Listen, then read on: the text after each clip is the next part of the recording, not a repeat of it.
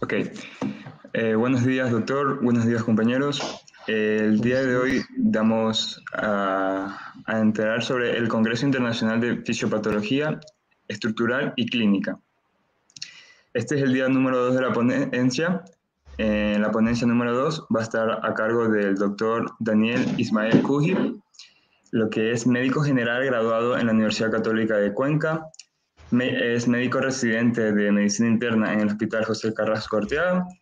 Y el tema que va a hablar el doctor será los cambios estructurales y funcionales de las cardiopatías. Con ustedes, el doctor. Sí. Hola, buenas tardes con todos. El día de hoy, pues, ya tienen el tema en pantalla. Vamos a ir avanzando un poco. Eh, ¿Me avisan si se empata la pantalla? Parece que no. Sí, doctor. Ahí está.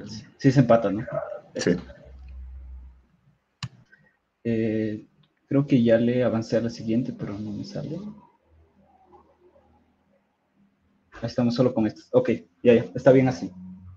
Listo. Bien. Los cambios estructurales y funcionales de las cardiopatías, como ustedes entenderán, son temas bastante complejos. En realidad, no siempre se tiene la posibilidad de abarcar puntos específicos de cada una de ellas.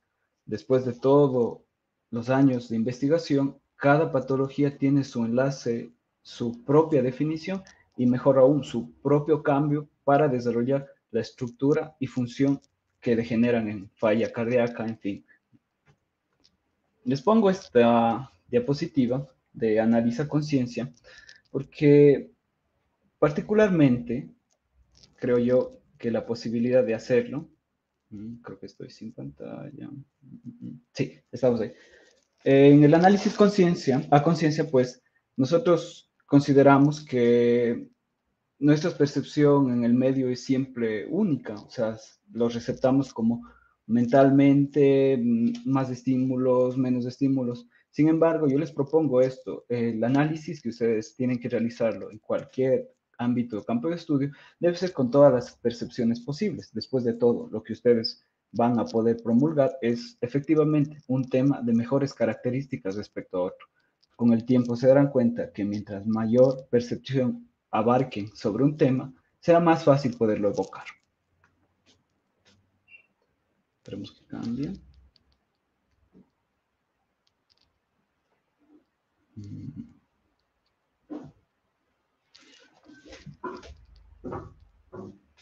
¿Me avisan si cambian las diapositivas? Ya, ok. Listo. En 1980, la World Health Organization nos ubicó que las enfermedades del músculo cardíaco eran de causas desconocidas. O sea, básicamente nos planteaba la posibilidad de que habían enfermedades que se desarrollaban sin un precepto, o sea, sin estenosis, sin hipertensión, en fin, sin muchas características que no estaban pautadas previamente. Luego, las enfermedades del músculo cardíaco, en 1995, la World Health Organization lo actualizó para caracterizarlos como enfermedades del miocardio asociadas a disfunción cardíaca. Posteriormente, la AJA nos da la posibilidad de que en enfermedades del miocardio asociadas a una disfunción mecánica y o eléctrica que habitualmente presentan una hipertrofia o dilatación ventricular inadecuadas y son debidas a una variedad de causas, con frecuencia genéticas. O sea, nos dan la posibilidad de decir que la característica clínica de las miocardiopatías sigue siendo desconocida, pero ya se acerca a la hipertrofia, a la dilatación ventricular que es de causa genética. Posteriormente, la Sociedad Europea de Cardiología nos da que es un desorden miocárdico en el cual el músculo del corazón es estructuralmente y funcionalmente anormal, en ausencia de enfermedad arterial coronaria, hipertensión, enfermedad valvular o cardiopatía congénita. Quiere decir que quitando todas las enfermedades que puedan producir dilatación cardíaca, se produce la dilatación cardíaca y la falla cardíaca y posterior muerte cardíaca. Y todas las definiciones siempre iban hacia un mismo punto, que las miocardiopatías son tanto confinadas al corazón o como parte de desórdenes sistémicos generalizados y a menudo llevan a la muerte cardíaca o fallo cardíaco progresiva con la discapacidad relacionada. Quiere decir que nosotros estamos al tanto que la enfermedad se produce de una causa genética, quizás de tipo más molecular, incluso recesiva, autosómica, en fin, dependiendo de cada enfermedad, pero que producen eso, producen una dilatación anormal, una falla cardíaca y luego posteriormente la muerte cardíaca.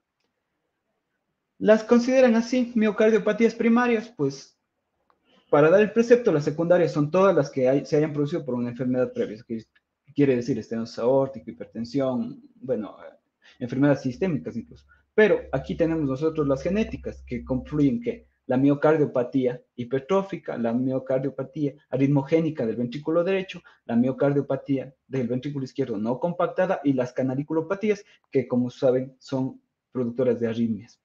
Las mixtas, que son la miocardiopatía dilatada y miocardiopatía restrictiva, que tienen un componente genético y también pueden ser ocasionados por aquí, adquiridas, como por ejemplo las alcohólicas, el periparto, en fin. Y las adquiridas propiamente, que son la miocarditis, el Takotsubo, la enfermedad del periparto, la miocardiopatía alcohólica y la taquiomiocardiopatía. No las desglosaremos todas porque, como ustedes enterarán en honor al tiempo, se difieren algunas específicas. Les daré una pauta de las más importantes. Aquí hay otro del European Heart Journal que nos da que las miocardiopatías específicamente pueden ser familiares genéticas o no familiares genéticas. En estas confluyen la mayoría que son que no se identificaron el gen, que hay enfermedades subyacentes, las no familiares y las que no tienen una genética relacionada son idiopáticas. Como saben ustedes, entenderán, el tema idiopático es no apuntarle algo, ¿no? Listo. Empezamos con la miocardiopatía hipertrófica.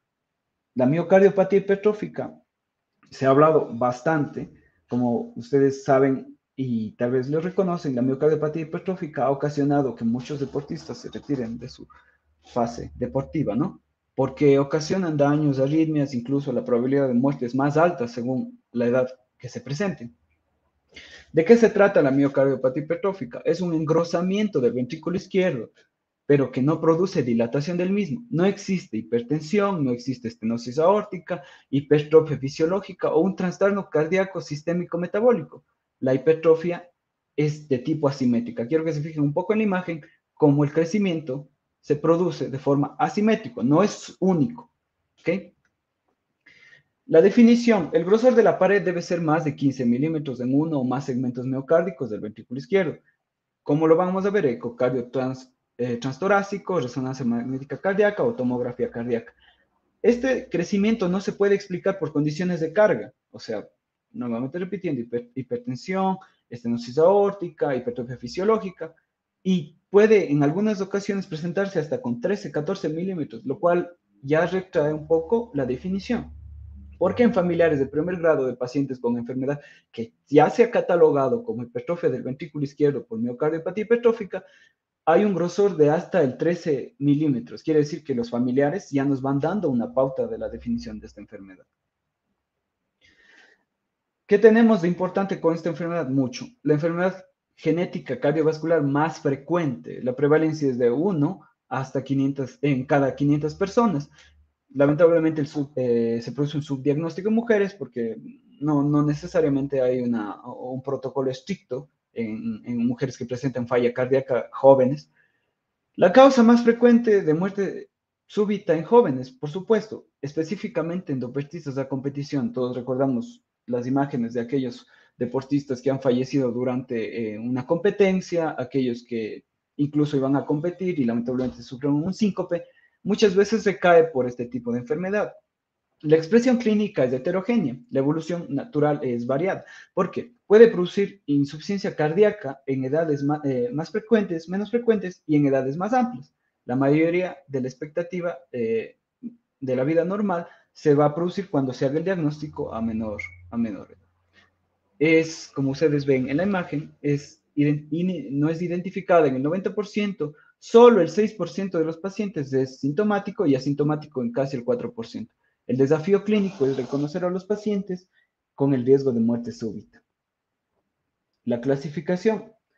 Tenemos dos tipos, es una obstructiva y una no obstructiva. El gradiente dinámico es el tracto de salida del ventrículo izquierdo de mayor al 30%. Espera un ratito.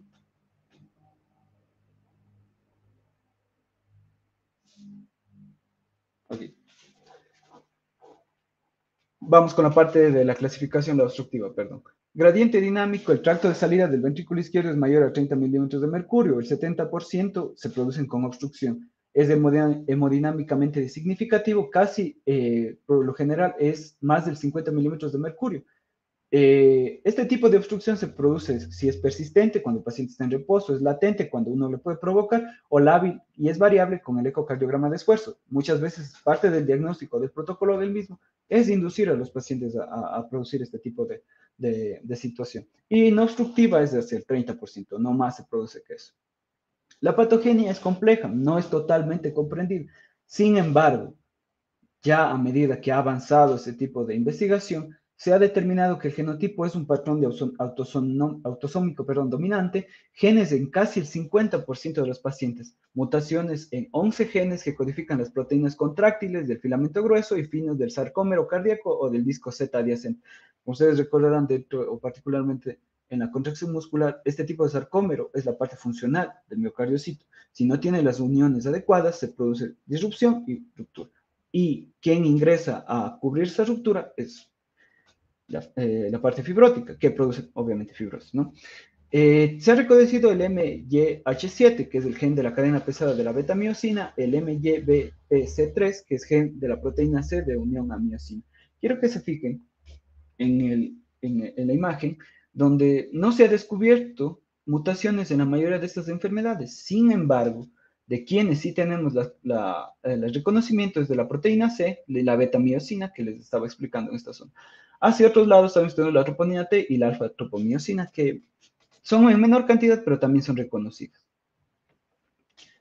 El fenotipo es de expresión variable incluso en la misma familia. Generalmente el fenotipo es incompleto hasta la adolescencia. Por eso es que los pacientes están realizando actividades y de un momento al otro sufren síncope. O algunos, peor aún, ni siquiera llegan al síncope. Fallece directamente. Entonces la idea es explicarles un poco de lo que se tiene en conocimiento de esta enfermedad. El fenotipo es incompleto, como les decía, hasta la adolescencia. Las formas con hipertrofia del ventrículo izquierdo suelen ser de comienzo tardío. Es una respuesta compensadora a la hipertrofia para contrarrestar el déficit funcional por la mutación de la proteína contráctil. Hay aumento de calcio intracelular, como ustedes saben, esto produce que haya mayor contractibilidad, menor síntesis del propio calcio, la disfunción diastólica y predispone a que arritmias. Generalmente, la hipertrofia, como les decía al inicio, es asimétrica, no se produce en un solo punto y puede comprometer también el ventrículo derecho. Cuidado con la equivocación de la miocardiopatía ritmogénica del ventrículo derecho. La hipertrofia apical es la más frecuente en Japón, quiere decir que en el ápice se produce el crecimiento asimétrico. Entre la etiología y la patogenia propia de esta enfermedad tenemos que la anatomía patológica, cuando usted observa las fibras que deberían ser de esta índole normales, usted observa que hay miocardiocitos hipertrofiados que no tienen un orden, como ven acá. La arquitectura es desorganizada, 95%, caótica, miocitos dispuestos en ángulos oblicuos y perpendiculares. Aquí tenemos una mejor visualización de esto. Este tipo ya es de los pacientes que ocasionan falla cardíaca, pero normalmente deberíamos encontrarlo así. Miren cómo las fibras se ponen en distintos haces. También, no solo se produce daño al miocardiocito, sino también hay una enfermedad microvascular adyacente en esta enfermedad. ¿Por qué? Porque las arteriolas intramurales con hipertrofia de la capa media se deforman y estrechan la luz, lo que causa isquemia silente y fibrosis del miocardio, incluso con cicatrices transmurales. Hay una isquemia, aparte del crecimiento propio de la hipertrofia, ocasionado, por la hipertrofia. Este sustrato anatómico es para el desarrollo de ¿qué? De isquemia, disfunción diastólica y arritmias. Las arritmias, preferencialmente las taquicardias ventriculares que ocasionan al síncope y muerte cardíaca. Aparte de todo el crecimiento de la disfunción microvascular, tenemos también que daña al aparato valvular mitral, porque también asocia estructuras anormales que pueden ser presión fenotípica. Es en este caso la elongación de las valvas, miren cómo la valva obstruye aquí la salida, el aumento del tamaño segmentario de la valva anterior y la inserción anómala de los músculos papilares sobre la valva anterior. Durante la contracción se debería producir el cierre completo, pero porque la válvula sufre elongamiento, no se cierra completamente y produce obstrucción del tracto de salida. La fisiopatología, tenemos que la obstrucción del tracto de salida del ventrículo izquierdo se produce por lo que les decía, el elongamiento de las valvas y por el movimiento anterior sistólico. Esto es muy común y es bastante visto a nivel mundial, que la obstrucción se produce por la válvula que está elongada. Como les digo, la mayoría de la obstrucción es por el movimiento anterior sistólico debido a válvulas alargadas que se flexionan a 90 grados en la mesosístole por el efecto Venturi y contacta con el tracto interventricular. La obstrucción medioventricular, en cambio, es solo el contacto con el tabique, los músculos papilares que son de inserciones anómalas y los aneurismas apicales. ¿Qué se produce? La impedancia del flujo de salida. Quiere decir que el ventrículo izquierdo no puede eyectar todo el volumen. Aumenta la presión intraventricular, aumenta la tensión parietal. Esto que produce aumento de las demandas de oxígeno, que asociado a la hipertrofia, asociado a la isquemia y a la sobrecarga de calcio, produce que isquemia y la muerte cardíaca. Quiero que se fijen aquí, la obstrucción del tracto de salida del ventrículo izquierdo se produce en esta zona. Miren cómo aumenta la presión. Y la obstrucción medioventricular, que no es tan alta como acá, ¿no? La clínica. ¿Qué puedo yo reconocer de estos pacientes? Son asintomáticos, la mayoría. ¿Cuándo tenemos síntomas? Cuando producen síncope. Quiere decir que la probabilidad de fallecimiento es alta antes del diagnóstico.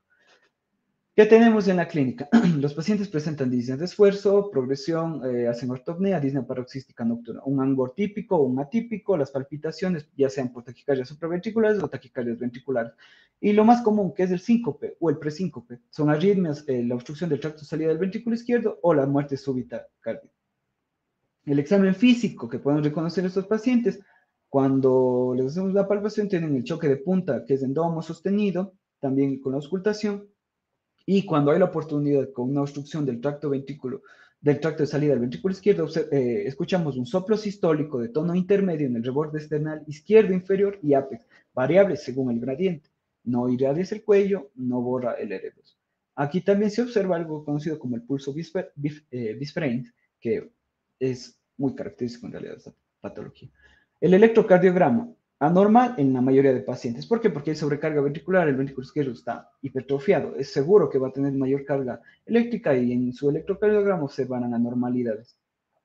La hipertrofia del ventrículo izquierdo por el voltaje. Hay escasa relación con el grado de hipertrofia del ventrículo izquierdo. No distingue la obstrucción del tracto salida del ventrículo izquierdo. Las alteraciones del ST también se observa una T invertida, quiero que observen aquí, las Q profundas y estrechas y las R reducidas en las precordiales. Ustedes recordarán que decía B3 ya se produce, pero aquí miren, ya se va adelantando las ondas T que están negativas y el voltaje ampliado, ¿no? En el ecocardiograma, ¿qué observamos? Un engrosamiento, repito, asimétrico del ventrículo izquierdo, debido a que la hipertrofia puede ser septal, asimétrica, el tabique es más grande que la pared posterior. Existe también disfusión diastólica, tiene dificultad para su llenado. El tracto de salida del ventrículo izquierdo es relativamente pequeño, por lo cual se aumenta la velocidad de flujo al final de la sístole. El movimiento anterior sistólico que produce la obstrucción del tracto de salida del ventrículo izquierdo, que es dinámica y también es evidenciable con maniobras. Que vuelvo hacia la parte clínica, nosotros tenemos un paciente asintomático, pero cuando hacemos las pruebas, el paciente puede generar este tipo de clínica, ¿no? La insuficiencia mitral propiamente evidenciada por el elongamiento de las válvulas. La aurícula izquierda, que está dilatada la mayoría de veces, ¿por qué? Porque tiene que soportar mayor carga, ¿no? Hay insuficiencia mitral y disfunción diastólica. La miocardia hipertrófica apical, en cambio, es de gradiente medio ventricular, que recordarán, es más de Japón. La FEBI siempre está reducida. ¿Por qué? Porque tiene menos fracción de eyección debido al menor volumen que puede eyectarse. ¿Qué observamos en la resonancia magnética cardíaca? Nos determina un espesor con más precisión y valora regiones difíciles mediante el ecocardiograma. Incluso el ecocardiograma transtorácico no puede tener imágenes específicas sobre la parte posterior. Aquí es donde entra la resonancia magnética cardíaca, quienes nos da el real cetarrio de gadolinio, que se va a acumular en las zonas de mayor captación. Como ustedes ven, miren cómo cierra aquí y hay una obstrucción. La evolución natural de la enfermedad es una mortalidad de 1% por año en niños. El subgrupo de riesgo es muerte súbita, insuficiencia cardíaca progresiva hacia el 10-15% de los pacientes que la presentan y también presenta arritmias, la fibrilación auricular hacia el 20-30%. Menos del 1% desarrollan obstrucción del tracto de salida del ventrículo izquierdo, pero aquellos que lo desarrollan tienen peor progresión. La insuficiencia cardíaca puede producirse en síntomas leves. Aquellos que hacen insuficiencia cardíaca con fracción de eyección del ventrículo izquierdo conservada pueden ser NIJA 3, NIJA 4. ¿Quiénes van a determinar esto? La obstrucción del tracto de salida del ventrículo izquierdo, la fibrilación auricular y la disfunción diastólica. Solo hacia el 3% producen disfunción diastólica y es en insuficiencia cardíaca avanzada. Aquí también entran mucho los factores de riesgo asociados al adelgazamiento de la pared y la mayoría salen con trasplante cardíaco. Bien. Pasando un poco de la miocardiopatía hipertrófica, que como les decía, particularmente tiene mucha relevancia, sobre todo en aquellos pacientes que son deportistas, tenemos también otra que ha llamado bastante la atención y que también produce una alta mortalidad, que es la miocardiopatía arritmogénica del ventrículo derecho. Esta es menos estudiada que la miocardiopatía hipertrófica debido a que los genes no han sido lamentablemente determinados. Tiene una característica clínica específica. Si recuerdan de la miocardiopatía hipertrófica, se ocasiona que la isquemia, la hipertrofia del miocardiocito y propiamente la falla cardíaca. Aquí, en cambio, existe sustitución fibrograsa del miocardio, activada porque tiene un triángulo de displasia, que es del tracto de salida del ventrículo derecho, que es toda una zona válvula cúspide y la punta del ventrículo derecho. Existe afectación biventricular en el 50% de los casos, el ventrículo izquierdo es menor respecto al ventrículo derecho. Está ocasionada por alteraciones genéticas moleculares de los genes que codifican proteínas que son clave para la adhesión intercelular. Como ustedes recordarán, los desmosomas, quienes son las uniones que existen en el miocardiocito, si no tienen una adecuada adhesión, se puede producir ruptura debido al gasto cardíaco, a la propia elongación del miocardiocito. Aquí, en cambio, no se produce hipertrofia, sino en el momento que hay ruptura, hay sustitución fibrograsa, porque por daño genético, que ya les voy a explicar. Que las mutaciones de los genes que codifican la placofilina, la desmogleína y la desmoplaquina suponen la mayoría de las causas de la miocardiopatía e hipertrofia del ventrículo derecho, perdón, la miocardiopatía arritmogénica del ventrículo derecho. Miren, estas son las que se han logrado determinar.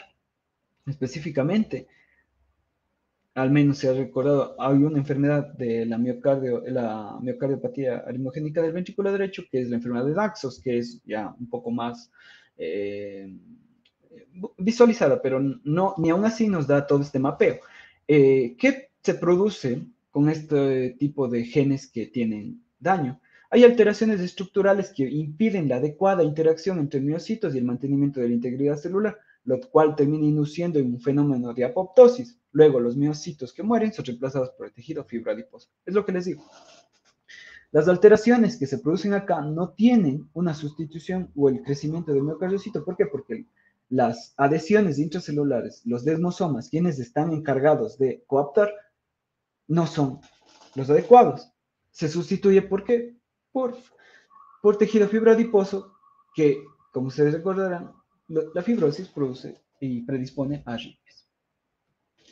Existen fases de esta patología. Hay una fase temprano silente que es asintomática o también se puede producir una muerte súbita. La fase inestable con predominio de arritmias sintomáticas, un electrocardiograma que observamos con un bloqueo completo de rama izquierda que indicaría un tracto de salida del ventrículo derecho, una fase de fallo ventricular derecho con relativa conservación del ventrículo izquierdo. También existe una fase final con progresiva dilatación biventricular que ocasiona fibrilación auricular y tromboembolismo pulmonar. Quiero que se fijen acá que patognomónicamente se nombraba que las características electrocardiográficas que ustedes observan en la en la miocardiopatía ritmogénica del ventrículo derecho era la onda épsilon, estos pequeños haces que tiene aquí.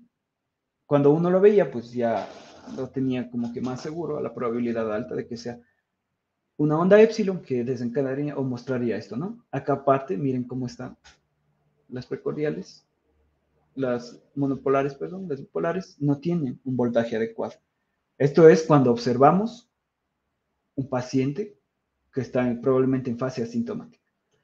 Aquí tenemos un bloqueo completo de rama izquierda, una taquicardia ventricular orquestada por un tracto de salida del ventrículo derecho. Miren aquí, quiero que se fijen en las trabéculas ocasionadas por la sustitución del tejido fibroadiposo, ocasionando este tipo de arritmias que lamentablemente llevan a la muerte. ¿Por qué? Porque no tenemos una cultura clave respecto al uso de desfibriladores tecnoautomatizados, al reconocimiento propio de una arritmia, en fin, muchas situaciones que orquestan que estos pacientes, cuando lleguen a la emergencia, se suponga solo utilizar antiarrítmicos cuando lo ideal sería determinar la causa genética, la falla cardíaca que está ocasionando este tipo de arritmia. Dentro de este tipo de miocardiopatías, que en este caso serían ya las mixtas, tenemos la dilatada, que orquesta que son genéticas y también pueden ser adquiridas. Les voy a explicar que la miocardiopatía dilatada, su fisiopatología, se trata de dilatación del ventrículo izquierdo y el ventrículo derecho con mínimo o ningún engrosamiento parietal. Existe también contractibilidad reducida, que es el propio defecto primario, y un grado variable de disfunción diastólica. Normalmente, en este tipo de pacientes, observamos falla cardíaca inminente. No siempre suelen venir en la fase asintomática. La anatomía patológica nos muestra una hipertrofia de los miocitos y una fibrosis intersticial y perivascular, que como recordarán ya dista un poco de la miocardiopatía hipertrófica, que es el crecimiento. Acá hay hipertrofia, pero también hay fibrosis. 30 al 40% de la causa genética es la miocardiopatía familiar. 15 al 20% de los casos de miocardiopatía son variantes truncadas de la proteína de soporte de la gigante timina, la TTN. Y la mayoría de los genes implicados codifican proteínas del sarcómero, el disco C o el citoesqueleto. Lamentablemente, en estos pacientes, quienes observamos este tipo de patologías, quiero que se fijen en esta imagen. Uno diría que puede ya a estas alturas poder localizar el genoma, ¿no? Incluso ya recién lo reconoció. ¿Cuál es la causa del daño de cada una de ellas? Y quiero que se fijen que la miocardiopatía hipertrófica tiene sus genes casi reconocidos, que son los más comunes y ciertos que son ampliados acá. La cardiopatía genética, aquí están las canaliculopatías, que son básicamente canales que son dañados, los trastornos neuromusculares, la arritmogénica del ventrículo derecho, pero miren la miocardiopatía dilatada, tiene de todos, bueno, casi de todos, ¿no? Entonces, son situaciones que nos predisponen a que probablemente este tipo de relación génica sea más complejo de determinar a futuro, porque puede ser, como les decía, genética o adquirida. Son todos estos los genes. Bueno, aquí tenemos, según los porcentajes, que es la tinina la más reconocida, ¿no? Causas de la miocardiopatía dilatada. Aquí haciendo una revisión que se había hecho ya hace 22 años. Miren, no se obtiene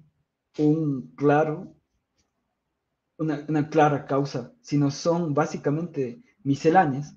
En isquémica, etanol, cocaína, anfetamina. En medicamentos, la quimioterapia, los antraciclinas, que obviamente ocasionan daño propio al miocardiocito, incluso antirretrovirales. Aquí está también inmiscuida la miocardiopatía periparto, la taquicardia, las infiltraciones, las restrictivas, eh, incluso sobrecargas de calcio, déficits nutricionales, alteraciones electrolíticas. Bueno, incluso también tenemos las infecciosas, que también pueden producir miocardiopatía dilatada. Entonces, la miocardiopatía dilatada no es un ente común que uno pueda reconocer a simple vista o orquestarle por alguna causa propia. sino tiene que tener el contexto clínico del paciente y enfocar hacia qué pudo haber producido, pero sobre todo tratar la enfermedad, que lamentablemente es lo que va a matar a su paciente. Tenemos que la miocardiopatía familiar es de herencia autosómica dominante, la probabilidad de que el 50% de que el hijo del portador de una mutación la herede.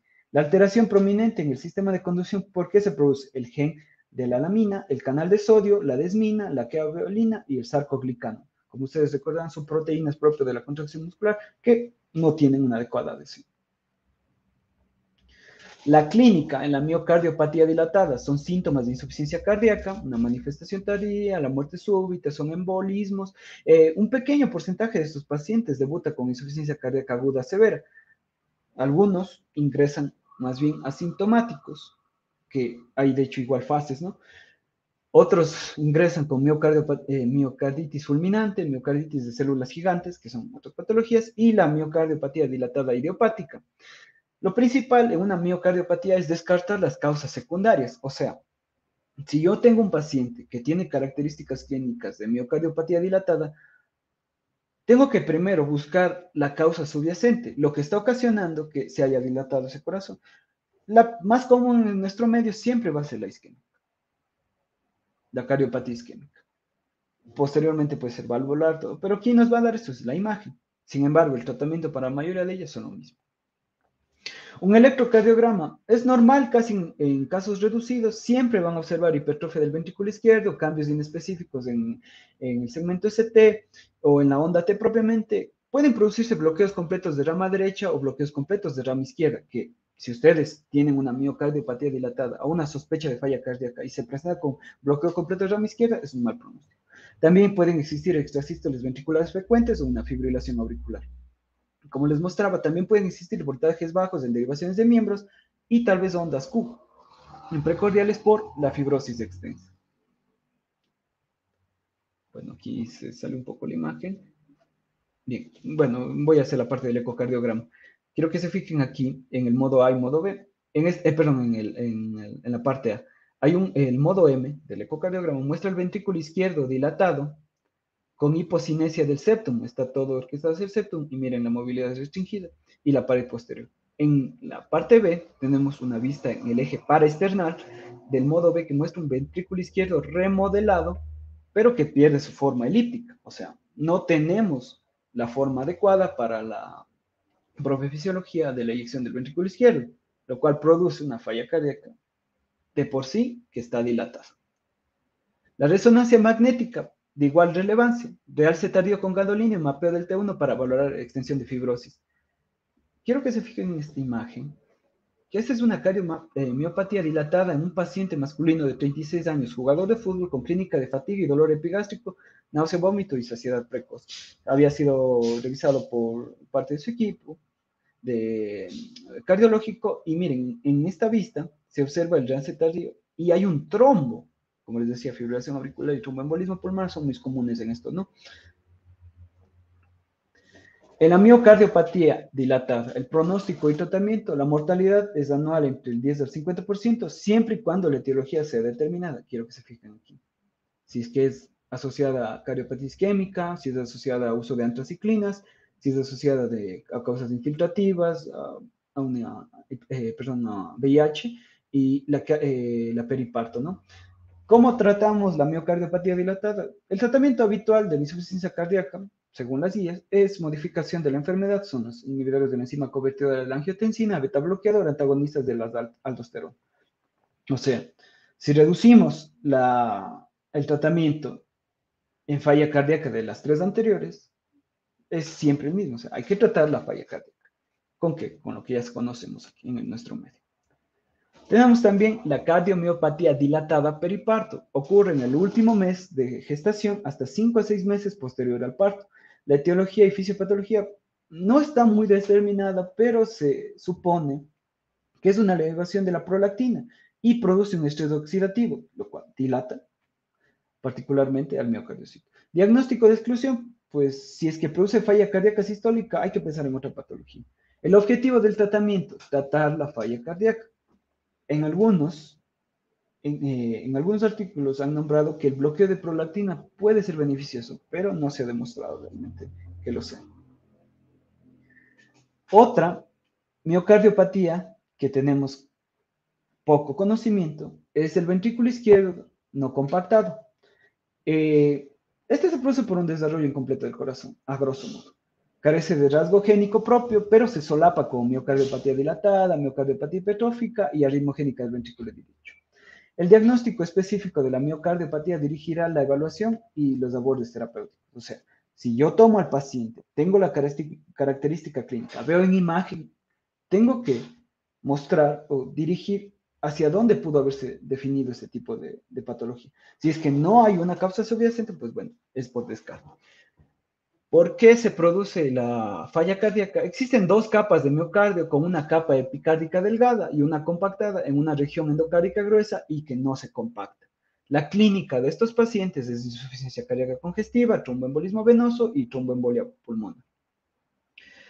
Muchos artículos recomiendan que una vez que se detecte este ventrículo izquierdo no compactado, la recomendación, según fracción del ventrículo izquierdo o no, lo ideal es colocar un cardiodesfibrilador. ¿Por qué? Porque las arritmias en todas las cardiopatías siempre están presentes.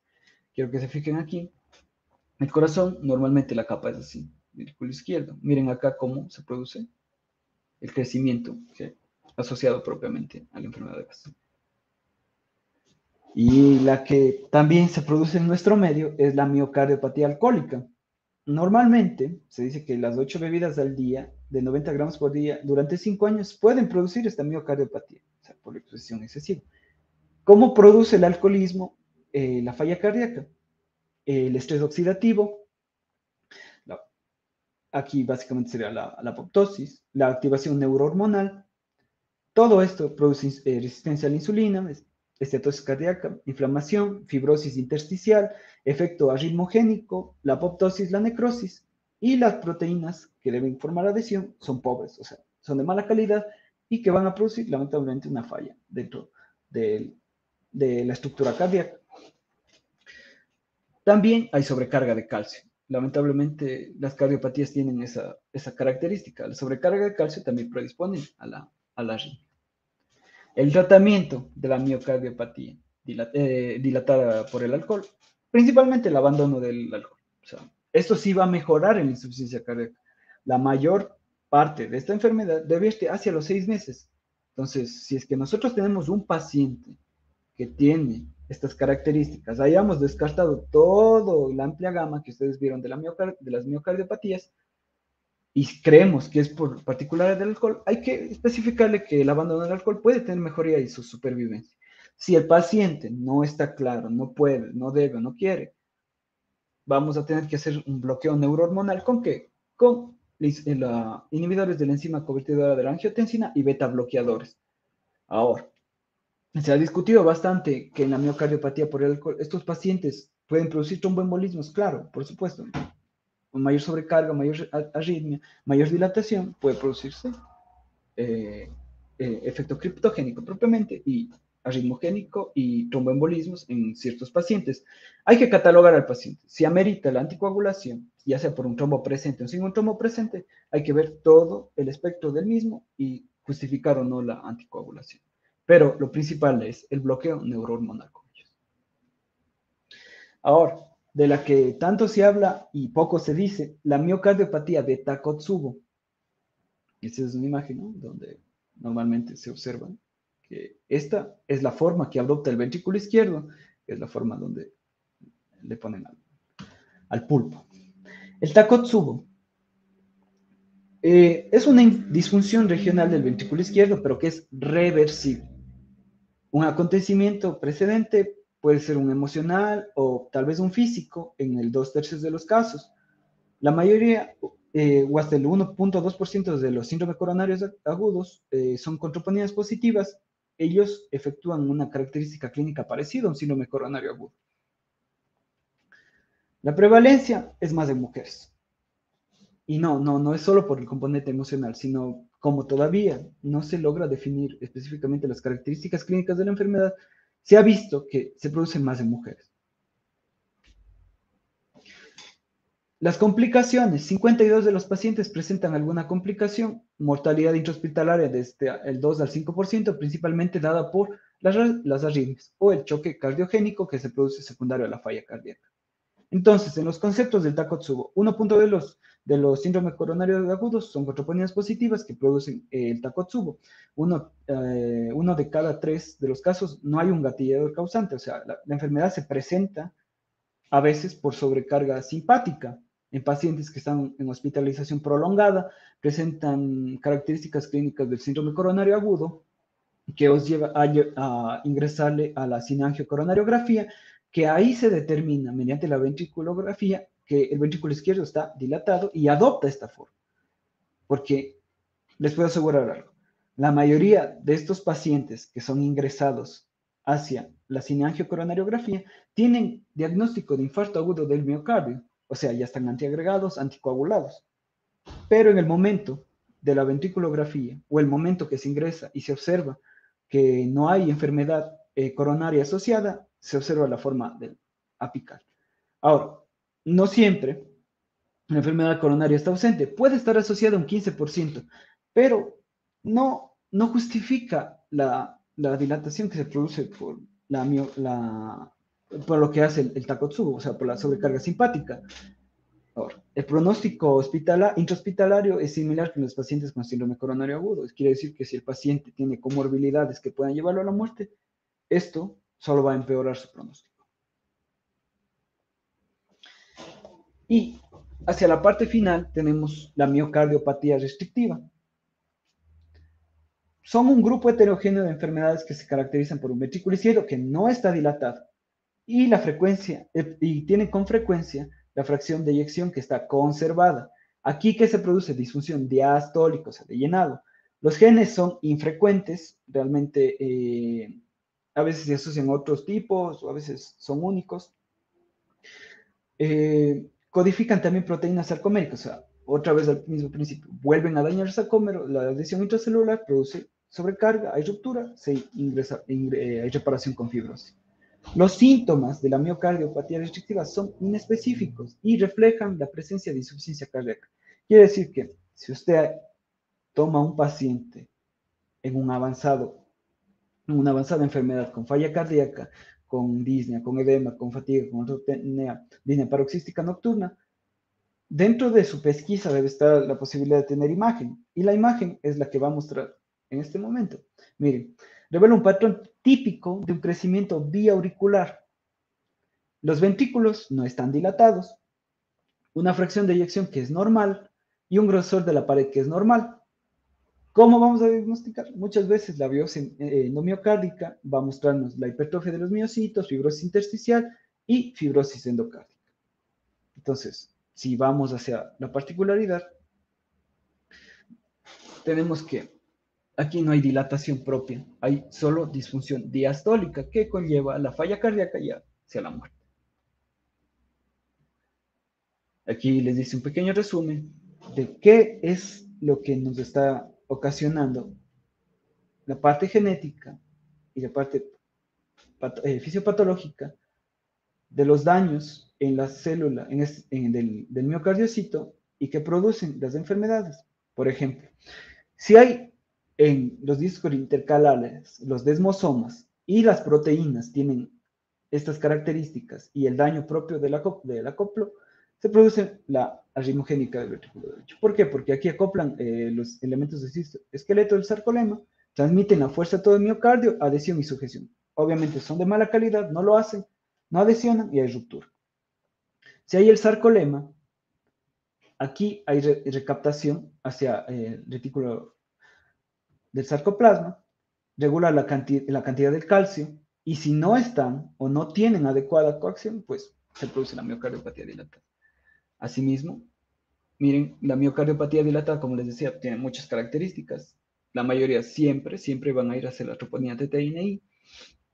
El citoesqueleto, que también si tiene un daño, pues no hay adecuada adhesión, y vamos al mismo principio. Las taquicardias ventriculares se producen por la sobrecarga de calcio. Entonces, si es que yo tengo un gen que no me produce el adecuado acoplamiento o hacia las vesículas que se relaciona el calcio, va a haber calcio por fuera, lo cual me va a predisponer hacia las arritmias.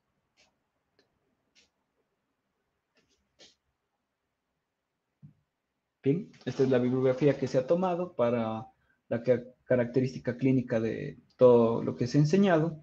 Recordando que normalmente el análisis que se hace de estas enfermedades todavía están en investigación. Sin embargo, lo primordial es tener la sospecha clínica, abordar al paciente según un protocolo ya estandarizado y en el momento en el que lo encontremos, sea asintomático, sintomático o en la parte paliativa, ofertarle el tratamiento adecuado al mismo. Si es que no estamos claros con eso, pues no vamos a poder hacer una pesquisa adecuada. Pues bueno, esa sería mi exposición. Agradeciéndoles de antemano por su atención. Para quienes tengan dudas y preguntas, pues ya lo harán. Muchas gracias, doctor.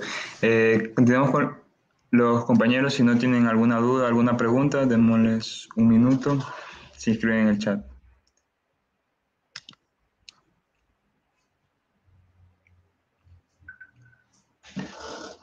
Tenemos...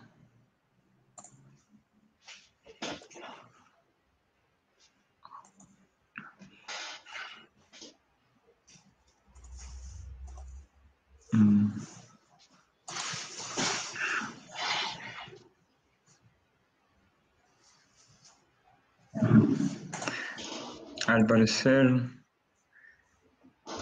no hay preguntas. Bueno, doctor, muchas gracias por el congreso que nos acabo de dar y a los compañeros por haber prestado atención. Gracias. Hasta luego.